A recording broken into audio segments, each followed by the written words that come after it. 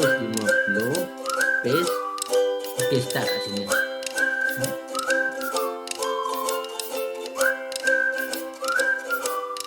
Okey, klik kat sini. Sampai ke sini, tarik ke sini.